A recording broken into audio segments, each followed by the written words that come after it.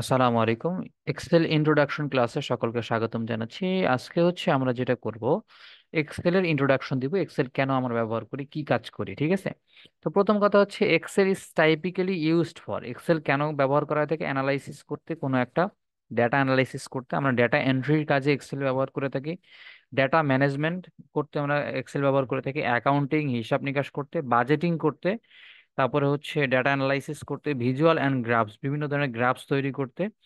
এর পাশাপাশি প্রোগ্রামিং করতেও আমরা কিন্তু এক্সেল ব্যবহার করে থাকি, যেটা আমরা সচরাচর দেখি না, কিন্তু আমরা দেখব ইন ফিউচারে। তারপরে ফাইন্যান্সিয়াল মডেলিং করে থাকি এবং আরো অনেক কাজে আমরা করে থাকি বেসিক্যালি। এরপরে আমাদের ওয়াই ইউজ এক্সেল, এক্সেল আমরা কেন ব্যবহার করে থাকি? It is the most popular spreadsheet programme in the world, এটা সব থেকে জনপ্রিয় একটা স্প্রেডশিট প্রোগ্রাম। পাশাপাশি it is easy to learn and to get started, এটা খুব সহজে শেখা যায় এবং কাজ করা যায়। The skill ceiling is high, which means that you can do more advanced things as you become better.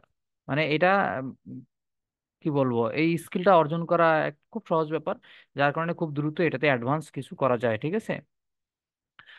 It can be used with both work and in everyday life, কাজেও ব্যবহার করা যায়, আমাদের দৈনন্দিন জীবনেও ব্যবহার করা যায়।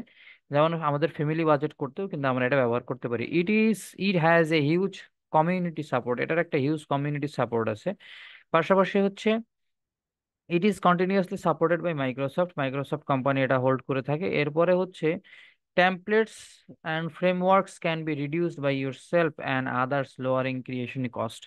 এই আর কি বিভিন্ন ধরনের কাজ করা যায়।